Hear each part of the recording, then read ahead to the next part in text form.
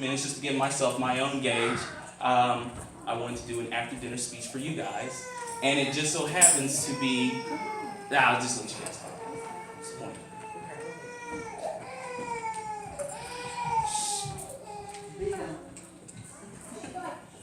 Words, words, words, words, words. Punchline. Words, words, words, words. Punchline. You don't get it? This is exactly how comedians, to a science, break out their entire scripts. Words, words, words, words. Punchline. The funny thing is that just like comedians to scheme their script just like that, that's exactly how pastors do it, or at least how I take it at least. Because there's been many Sundays in the choir stand where I sit back, and in my head I say, huh, huh, huh. Oh, I get it now. Huh, huh, huh, huh.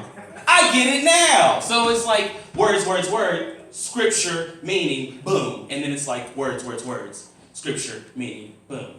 So I guess in a way, comedians and preachers do have a similarity. And just like earlier, Mama Chris said, where two or three are gathered in my name, God is there. Man, that's right. But the thing is, for comedy, there was two or three people there. I'm pretty sure comedy isn't gathered around. All right. But that kind of takes me into our point today.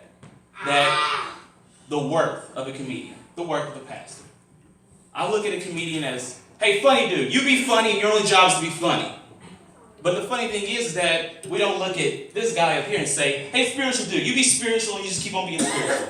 It's like, what? Like, what? Is that all he does? It's like, that's just his title?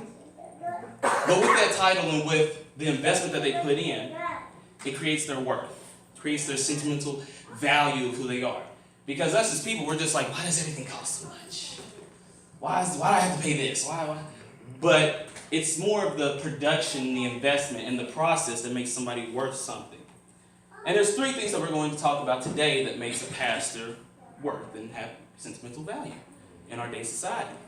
That's community, that is its congregation, and that is also its family. First topic we're going to talk about today is the community. Now, let's all just think about it. Churches are today's modern grocery stores. Yes, I said it. Church is today's modern grocery stores. Why is church today's modern grocery stores? Well, for one, it's hard to get up and go to. Yes, it is. Two, you end up staying longer than what you originally intended. And three, you always have a problem with the produce guy, aka this guy right here.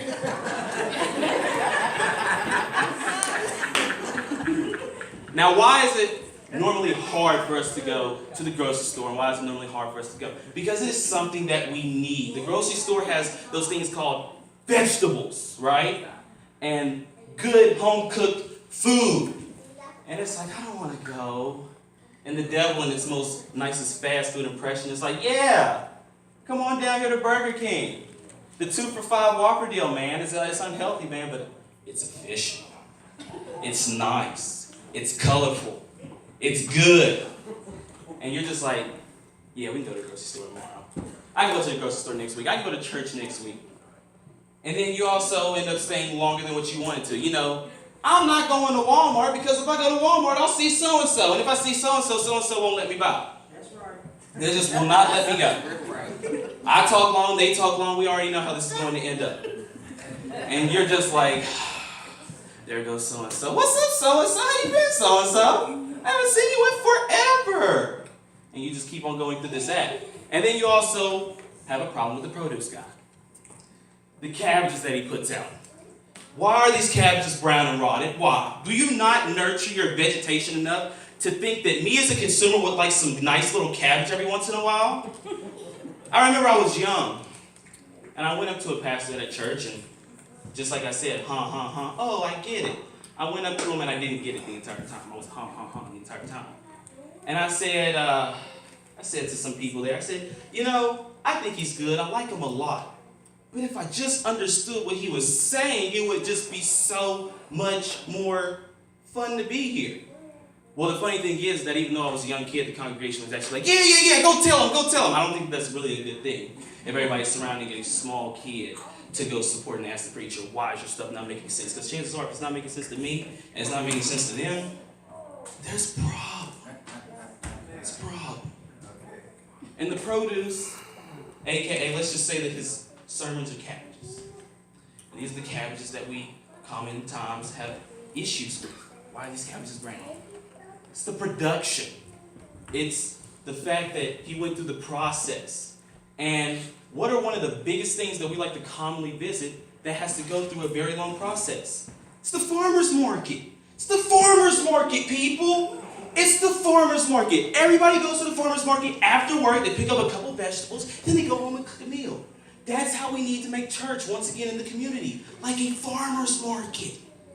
Everybody come here and get this spiritual food and come back and make this meal of life back home. Because that indeed is what it is.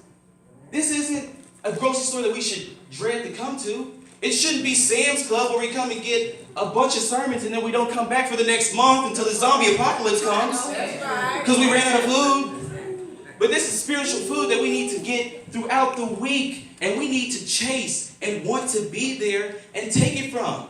And it all comes from this produce guy up here. This produce guy right here. If he puts that good produce out, it attracts us to come and put this more into our meal of life, into an every night type of meal of life. Which brings me on to my second point. It's congregation.